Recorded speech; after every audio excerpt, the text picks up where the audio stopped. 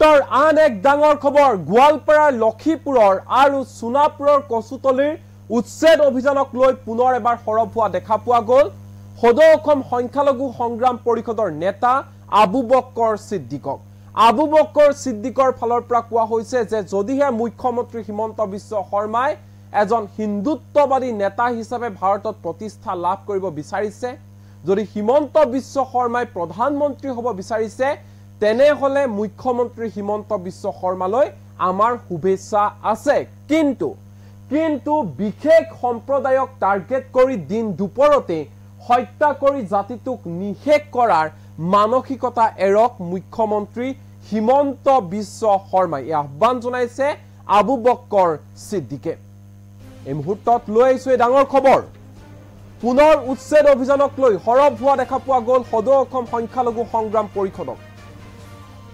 গোৱালপাৰা জিলাৰ লক্ষীপুৰ আৰু সোনাপুৰ কচুতলিত পুনৰ দুদিন ধৰি চলি থকা উচ্ছেদ চলোৱা কাৰ্যৰ তীব্ৰ বিৰোধিতা সংখ্যালঘু সংগ্ৰাম পৰিষদৰ নেতা আবু বক্কৰ সিদ্দিকৰ পুনৰ সংস্থাপন অবিহনে উচ্ছেদ কৰা কোনো কাৰণতে গ্ৰহণযোগ্য নহয় প্ৰথমে সংস্থাপন দিয়ক তাৰ পিছত উচ্ছেদ চলাওক অনাগত দিনত আৰু কোন ঠাইত চৰকাৰে উচ্ছেদ চলাব তাৰ তালিকা বিচাৰিলে অসম সংখ্যালঘু সংগ্ৰাম পৰিষদে যে চৰকাৰে আৰু ক'ত উচ্ছেদ অভিযান চলিব তাৰ আমাক তালিকা এখন দিয়ক চৰকাৰে লাখ টকা উচ্ছেদৰ নামত খৰচ কৰি চৰকাৰী ৰাজকোষৰ ধন অপব্যয় কৰি আছে যদি মুখ্যমন্ত্ৰীয়ে ভাৰতবৰ্ষৰ ভিতৰত অতি হিন্দুত্ববাদী নেতা হিচাপে পৰিচিত হ'ব বিচাৰিছে নাইবা ভাৰতৰ প্ৰধানমন্ত্ৰী হ'ব বিচাৰিছে তেনেহলে স্বাগতম জনাইছো আদৰণি জনাইছো কিন্তু কথাটো হৈছে হে উদ্দেশ্যৰে পৰিকল্পিতভাৱে এটি বিশেষ সম্প্ৰদায়ক টাৰ্গেট কৰি দিন দুপৰতে হত্যা কৰি জাতিটোক নিশেষ কৰাৰ মানসিকতা এৰক হিমন্ত বিশ্ব শৰ্মাই আমাক সংবিধানে দিয়া মৌলিক অধিকাৰ খৰ্ব কৰি মৃত্যুৰ মুখত ঠেলি দিছে মুখ্যমন্ত্ৰী হিমন্ত বিশ্ব শৰ্মাই আমাৰ ইয়া বেয়া লাগে আমি কষ্ট পাওঁ অসমত যদি এনেকৈ মুছলমান মানুহৰ ওপৰত অত্যাচাৰ আৰু নিৰ্যাতন চলে অতি কম সময়ত দ্বিতীয় বাংলাদেশৰ দৰে এক পৰিৱেশ সৃষ্টি হৈ পৰিব এই হুংকাৰ প্ৰদান কৰিছে সংখ্যালঘু সংগ্ৰাম পৰিষদৰ নেতা আবু বক্কৰ সিদ্দিকে এই মুহূৰ্তত আবু বক্কৰ সিদ্দিকৰ ভাষ্য আমাৰ লগত আছে কি কৈছে শুনো প্ৰথমতে কথা হৈছে আমি সংখ্যালঘু সংগ্ৰাম পৰিষদে উচ্ছেদৰ বিৰোধিতা আমি কেতিয়াও কৰা নাই আৰু নকৰো কিন্তু কথা হৈছে উচ্ছেদ কৰাৰ পূৰ্বে যিখিনি মানুহে যুগ বছৰ ধৰি সেই স্থানতে বসবাস কৰি আছে হয়তো গৰাখনীয় হ'ব পাৰে তেওঁলোকে কোনো ধৰণৰ তেওঁলোকৰ ভূমি নাই এই যে ভূমিহীন লোকসকল তেওঁলোকে জীয়াই থকাৰ কাৰণে আজি কোনোবা চৰকাৰী মাটিত বা ট্ৰাইবেল বেল্ট এণ্ড ব্লকৰ মাটিত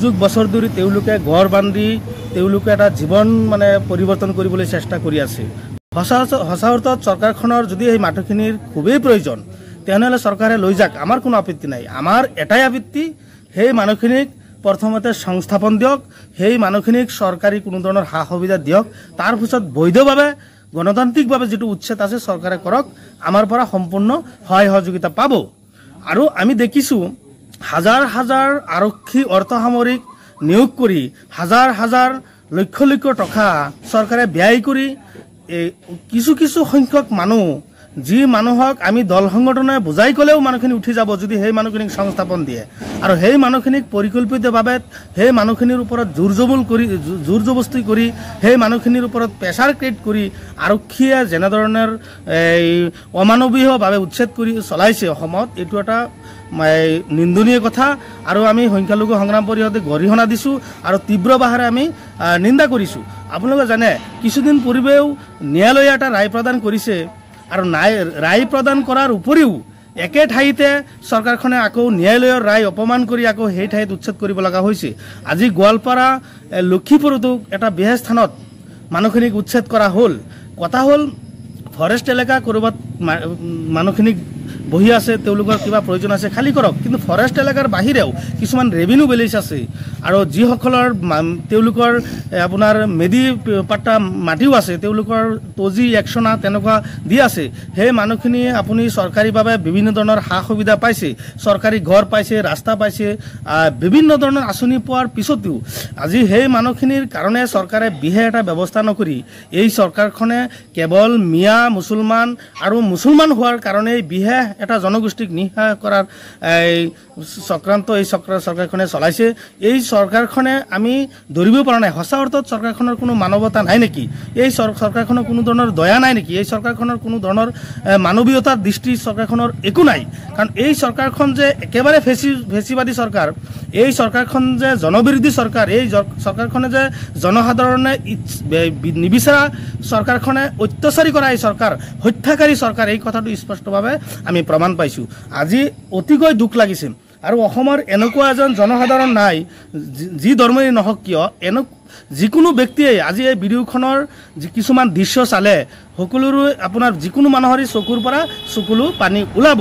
আজি তেনেকুৱা পৰিৱেশত আমি দেখিছোঁ মুখ্যমন্ত্ৰী ডাঙৰীয়াই আৰক্ষীৰ জৰিয়তে এই একেবাৰে শিশুসকল তেওঁলোকৰ কি অৱস্থা, এই পৰিয়ালৰ কি অৱস্থা আৰু কেনেধৰণৰ কান্দোনৰ ৰোল উঠিছে তেওঁলোকৰ মাজত, কি পৰিৱেশ সৃষ্টি হোৱাৰ পিছতো এই মুখ্যমন্ত্ৰী ডাঙৰীয়াৰ যিটো মানৱীয়তাৰ পৰিচয় আজি অসমত দিয়া নাই। আমি অতিকৈ লজ্জা পাইছোঁ আৰু আমি দুখ প্ৰকাশ কৰিছোঁ। আপোনালোকে দেখাইছোঁ ভিডিঅ'খন চাব কি ধৰণৰ তেওঁলোকে চিঞৰ বাখৰ কৰি আছে, কি ধৰণৰ পৰিৱেশ, কেনেধৰণৰ কান্দোনৰ ৰোল উঠিছে তেওঁলোকৰ ওপৰত। এনেকুৱা দুনিয়া এটা তেওঁলোকে ঘৰ বনাই আজি তেওঁলোকে জীৱন যাপন কৰিব লগা হৈছে। আজি মুখ্যমন্ত্ৰী ডাঙৰীয়াক আমি প্ৰশ্ন কৰিছোঁ যে আপোনাৰ বিল্ডিংটোৰ প্ৰতি যিটো আন্তৰিকতা আছে, আপোনাৰ এই ডাঙৰ অট্টালিকাৰ প্ৰতি যেনেকুৱা মহাব্বত দয়া আছে, একে সমানে তেওঁলোকে দিন হাজিৰা কৰি কাম কৰি অহা, পৰিশ্ৰম কৰি অতি ত্যাগ কৰি আজি ইমান টকা খৰচ কৰি আজি তেওঁলোকে পেটত বাদ দি পেলাই এটা ঘৰৰ যেনে তেনে এটা ঘৰ বনাই তেওঁলোকে ঘৰৰ তলত আছে। আজি সেই মানুহখিনিক যে আপুনি একেবাৰে এগুৰীয়া কৰি দিলে, তেওঁলোকৰ জীৱন বৰবাদ কৰি দিলে, তেওঁলোকৰ ঘৰ বাৰী নাইকিয়া কৰি দিলে। আজি এই যে শিশুসকল, আজি সৰু সৰু ল'ৰা ছোৱালী, তেওঁলোকৰ শিক্ষাৰ ভৱিষ্যত আজি নাইকিয়া হ'ল। তেওঁলোক কালিৰ দিনলৈকে তেওঁলোকে খাব কি, ক'ত যাব, কেনেকৈ জীয়াই থাকিব, এইটো চৰকাৰৰ দায়িত্ব নহয় নেকি? এই মানুহখিনিৰ উচ্ছেদ হোৱা মানুহখিনি সংস্থাপন দিয়াৰ ক্ষেত্ৰত চৰকাৰৰ সম্পূৰ্ণভাৱে দায়িত্ব আছিল। আজি আমাৰ কোনো কথা ক'বলৈ কোনো বাহানা আছিল। যদি সঁচা অৰ্থত যদি চৰকাৰে কোনো ধৰণৰ মানৱীয়তা থাকিলেহেঁতেন, এই যে উচ্ছেদ হোৱা ব্যক্তিসকলক বিচাৰি হওক, কোনো চৰকাৰী মাটি হওক বা য'তেই নহওক, সংস্থাপন দিয়াৰ এটা ব্যৱস্থা চৰকাৰে কৰিব লাগিছিল। আৰু সেইটো নকৰি কেৱল ধৰ্মীয় মেৰুন কৰি বিশেষ এটা জনগোষ্ঠীক টাৰ্গেট কৰি মুখ্যমন্ত্ৰী ডাঙৰীয়াই বাহ লৈ আছে। আমি মুখ্যমন্ত্ৰী ডাঙৰীয়াক আমি প্ৰশ্ন কৰিছোঁ, এই মানুহখিনি যি ধৰ্মৰেই নহওক কিয়, যি জনগোষ্ঠীৰ নহওক কিয়, আমি সেইটো বিবেচনা কৰিব কৰা নাই। কিন্তু সঁচা অৰ্থত তেওঁলোকতো মানুহ, তেওঁলোকতো কোনো জীৱ জন্তু নহয়, তেওঁলোকতো কোনো সন্ত্ৰাসবাদী নহয়। যদি সন্ত্ৰাসবাদী নহয়, কোনো জীৱ জন্তু নহয়, তেনেহ'লে মানৱতাৰ খাতিৰত এই মানুহখিনি জীয়াই ৰখাৰ স্বাৰ্থত আপুনি আগবাঢ়ি আহিব লাগিছিল। আপুনি এই মানুহখিনিক একেবাৰে ব্ৰহ্মপুত্ৰৰ নদীত পেলাই তেওঁলোকক মৃত্যু কৰিব বিচাৰিছে।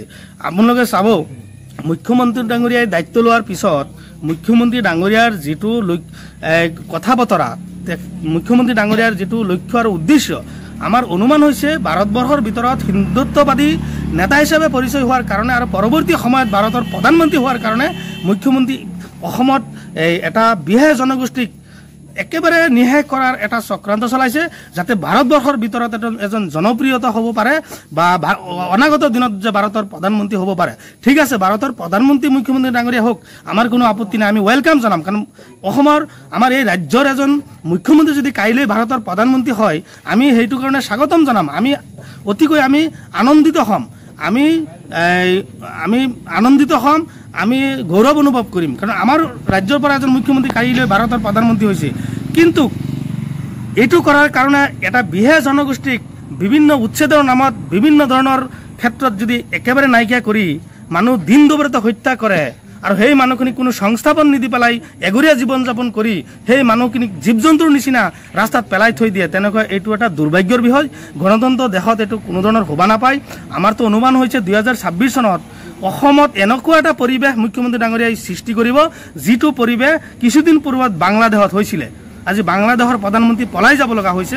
এনেকুৱা পৰিৱেশ মুখ্যমন্ত্ৰী সৃষ্টি কৰিবলৈ এটা প্ৰথমতে কথা হৈছে, আমি সংখ্যালঘু সংগ্ৰাম পৰিষদে উচ্ছেদৰ বিৰোধিতা আমি কেতিয়াও কৰা নাই আৰু নকৰোঁ। কিন্তু কথা হৈছে, উচ্ছেদ কৰাৰ পূৰ্বে যিখিনি মানুহে যুগ বছৰ ধৰি সেই স্থানতে বসবাস কৰি আছে, তেওঁলোকে হয়তো গৰাখহনীয় হ'ব পাৰে, তেওঁলোকে কোনো ধৰণৰ তেওঁলোকৰ ভূমি নাই। এই যে ভূমিহীন লোকসকল, তেওঁলোকে জীয়াই থকাৰ কাৰণে আজি কোনোবা চৰকাৰী মাটিত বা ট্ৰাইবেল বেল্ট এণ্ড ব্লকৰ মাটিত যুগ বছৰ ধৰি তেওঁলোকে ঘৰ বান্ধি তেওঁলোকে এটা জীৱন মানে পৰিৱৰ্তন কৰিবলৈ চেষ্টা কৰি আছে। সঁচা অৰ্থত চৰকাৰখনৰ যদি এই মানুহখিনিৰ খুবেই প্ৰয়োজন তেনেহ'লে চৰকাৰে লৈ যাওক, আমাৰ কোনো আপত্তি নাই। আমাৰ এটাই আপত্তি, সেই মানুহখিনিক প্ৰথমতে সংস্থাপন দিয়ক, সেই মানুহখিনিক চৰকাৰী কোনো ধৰণৰ সা সুবিধা দিয়ক, তাৰপিছত বৈধভাৱে গণতান্ত্ৰিকভাৱে যিটো উচ্ছেদ আছে চৰকাৰে কৰক, আমাৰ পৰা সম্পূৰ্ণ সহায় সহযোগিতা পাব। আৰু আমি দেখিছোঁ হাজাৰ হাজাৰ আৰক্ষী অৰ্ধসামৰিক নিয়োগ কৰি হাজাৰ হাজাৰ লক্ষ লক্ষ টকা চৰকাৰে ব্যয় কৰি কিছু সংখ্যক মানুহ, যি মানুহক আমি দল সংগঠনে বুজাই ক'লেও মানুহখিনি উঠি যাব যদি সেই মানুহখিনিক সংস্থাপন দিয়ে, আৰু সেই মানুহখিনিক পৰিকল্পিতভাৱে সেই মানুহখিনিৰ ওপৰত জোৰ জবস্তি কৰি সেই মানুহখিনিৰ ওপৰত প্ৰেছাৰ ক্ৰিয়েট কৰি আৰক্ষীয়ে যেনেধৰণৰ অমানৱীয়ভাৱে উচ্ছেদ কৰি চলাইছে অসমত, এইটো এটা নিন্দনীয় কথা। আৰু আমি সংখ্যালঘু সংগ্ৰাম পৰিষদে গৰিহণা দিছোঁ আৰু তীব্ৰ ভাষাৰে আমি নিন্দা কৰিছোঁ। আপোনালোকে জানে কিছুদিন পূৰ্বেও ন্যায়ালয়ে এটা ৰায় প্ৰদান কৰিছে, আৰু ৰায় প্ৰদান কৰাৰ উপৰিও একে ঠাইতে চৰকাৰখনে আকৌ ন্যায়ালয়ৰ ৰায় অপমান কৰি আকৌ সেই ঠাইত উচ্ছেদ কৰিব লগা হৈছে। আজি গোৱালপাৰা লক্ষীপুৰতো এটা বিশেষ স্থানত মানুহখিনিক উচ্ছেদ কৰা হ'ল। কথা হ'ল ফৰেষ্ট এলেকা ক'ৰবাত মানুহখিনিক বহি আছে, তেওঁলোকৰ কিবা প্ৰয়োজন আছে খালী কৰক, কিন্তু ফৰেষ্ট এলেকাৰ বাহিৰেও কিছুমান ৰেভিনিউ ভিলেজ আছে আৰু যিসকলৰ তেওঁলোকৰ আপোনাৰ মেডি পাট্টা মাটিও আছে, তেওঁলোকৰ তজি একচনা তেনেকুৱা দি আছে, সেই মানুহখিনি আপুনি চৰকাৰীভাৱে বিভিন্ন ধৰণৰ সা সুবিধা পাইছে, চৰকাৰী ঘৰ পাইছে, ৰাস্তা পাইছে, বিভিন্ন ধৰণৰ আঁচনি পোৱাৰ পিছতো আজি সেই মানুহখিনিৰ কাৰণে চৰকাৰে বিশেষ এটা ব্যৱস্থা নকৰি এই চৰকাৰখনে কেৱল মিয়া মুছলমান আৰু মুছলমান হোৱাৰ কাৰণে বিশেষ এটা জনগোষ্ঠীক নিহা কৰাৰ চক্ৰান্ত এই চৰকাৰখনে চলাইছে। এই চৰকাৰখনে আমি ধৰিব পৰা নাই সঁচা অৰ্থত চৰকাৰখনৰ কোনো মানৱতা নাই নেকি, এই চৰকাৰখনৰ কোনো ধৰণৰ দয়া নাই নেকি, এই চৰকাৰখনৰ কোনো ধৰণৰ মানৱীয়তাৰ দৃষ্টি চৰকাৰখনৰ একো নাই। কাৰণ এই চৰকাৰখন যে একেবাৰে ফেচিবাদী চৰকাৰ, এই চৰকাৰখন যে জনবিৰোধী চৰকাৰ, এই চৰকাৰখনে যে জনসাধাৰণে নিবিচাৰা চৰকাৰখনে অত্যাচাৰী কৰা এই চৰকাৰ, হত্যাকাৰী চৰকাৰ, এই কথাটো স্পষ্টভাৱে আমি প্ৰমাণ পাইছোঁ। আজি অতিকৈ দুখ লাগিছে। আৰু অসমৰ এনেকুৱা এজন জনসাধাৰণ নাই যি ধৰ্মই নহওক কিয়, যিকোনো ব্যক্তিয়ে আজি এই ভিডিঅ'খনৰ কিছুমান দৃশ্য চালে সকলোৰে আপোনাৰ যিকোনো মানুহৰে চকুৰ পৰা চকুলো পানী ওলাব। আজি তেনেকুৱা পৰিৱেশত আমি দেখিছোঁ মুখ্যমন্ত্ৰী ডাঙৰীয়াই আৰক্ষীৰ জৰিয়তে এই একেবাৰে শিশুসকল তেওঁলোকৰ কি অৱস্থা, এই পৰিয়ালৰ কি অৱস্থা আৰু কেনেধৰণৰ কান্দোনৰ ৰোল উঠিছে তেওঁলোকৰ মাজত, কি পৰিৱেশ সৃষ্টি হোৱাৰ পিছতো এই মুখ্যমন্ত্ৰী ডাঙৰীয়াৰ যিটো মানৱীয়তাৰ পৰিচয় আজি অসমত দিয়া নাই। আমি অতিকৈ লজ্জা পাইছোঁ আৰু আমি দুখ প্ৰকাশ কৰিছোঁ। আপোনালোকে দেখাইছোঁ ভিডিঅ'খন চাব কি ধৰণৰ তেওঁলোকে চিঞৰ বাখৰ কৰি আছে, কি ধৰণৰ পৰিৱেশ, কেনেধৰণৰ কান্দোনৰ ৰোল উঠিছে তেওঁলোকৰ ওপৰত। এনেকুৱা দুনিয়া এটা তেওঁলোকে ঘৰ বনাই আজি তেওঁলোকে জীৱন যাপন কৰিব লগা হৈছে। আজি মুখ্যমন্ত্ৰী ডাঙৰীয়াক আমি প্ৰশ্ন কৰিছোঁ যে আপোনাৰ বিল্ডিংটোৰ প্ৰতি যিটো আন্তৰিকতা আছে, আপোনাৰ এই ডাঙৰ অট্টালিকাৰ প্ৰতি যেনেকুৱা মহাব্বত দয়া আছে, একে সমানে তেওঁলোকে দিন হাজিৰা কৰি কাম কৰি অহা, পৰিশ্ৰম কৰি অতি ত্যাগ কৰি আজি ইমান টকা খৰচ কৰি আজি তেওঁলোকে পেটত বাদ দি পেলাই এটা ঘৰৰ যেনে তেনে এটা ঘৰ বনাই তেওঁলোকে ঘৰৰ তলত আছে। আজি সেই মানুহখিনিক যে আপুনি একেবাৰে এঘৰীয়া কৰি দিলে, তেওঁলোকৰ জীৱন বৰবাদ কৰি দিলে, তেওঁলোকৰ ঘৰ বাৰী নাইকিয়া কৰি দিলে। আজি এই যে শিশুসকল, আজি সৰু সৰু ল'ৰা ছোৱালী, তেওঁলোকৰ শিক্ষাৰ ভৱিষ্যত আজি নাইকিয়া হ'ল। তেওঁলোক কালিৰ দিনলৈকে তেওঁলোকে খাব কি, ক'ত যাব, কেনেকৈ জীয়াই থাকিব, এইটো চৰকাৰৰ দায়িত্ব নহয় নেকি? এই মানুহখিনিৰ উচ্ছেদ হোৱা মানুহখিনি সংস্থাপন দিয়াৰ ক্ষেত্ৰত চৰকাৰৰ সম্পূৰ্ণভাৱে দায়িত্ব আছিল। আজি আমাৰ কোনো কথা ক'বলৈ কোনো বাহানা আছিল। যদি সঁচা অৰ্থত যদি চৰকাৰে কোনো ধৰণৰ মানৱীয়তা থাকিলেহেঁতেন, এই যে উচ্ছেদ হোৱা ব্যক্তিসকলক বিচাৰি হওক, কোনো চৰকাৰী মাটি হওক বা য'তেই নহওক, সংস্থাপন দিয়াৰ এটা ব্যৱস্থা চৰকাৰে কৰিব লাগিছিল। আৰু সেইটো নকৰি কেৱল ধৰ্মীয় মেৰুন কৰি বিশেষ এটা জনগোষ্ঠীক টাৰ্গেট কৰি মুখ্যমন্ত্ৰী ডাঙৰীয়াই বাহ লৈ আছে। আমি মুখ্যমন্ত্ৰী ডাঙৰীয়াক আমি প্ৰশ্ন কৰিছোঁ, এই মানুহখিনি যি ধৰ্মৰেই নহওক কিয়, যি জনগোষ্ঠীৰ নহওক কিয়, আমি সেইটো বিবেচনা কৰা নাই। কিন্তু সঁচা অৰ্থত তেওঁলোকতো মানুহ, তেওঁলোকতো কোনো জীৱ জন্তু নহয়, তেওঁলোকতো কোনো সন্ত্ৰাসবাদী নহয়। যদি সন্ত্ৰাসবাদী নহয়, কোনো জীৱ জন্তু নহয়, তেনেহ'লে মানৱতাৰ খাতিৰত এই মানুহখিনি জীয়াই ৰখাৰ স্বাৰ্থত আপুনি আগবাঢ়ি আহিব লাগিছিল। আপুনি এই মানুহখিনিক একেবাৰে ব্ৰহ্মপুত্ৰৰ নদীত পেলাই তেওঁলোকক মৃত্যু কৰিব বিচাৰিছে।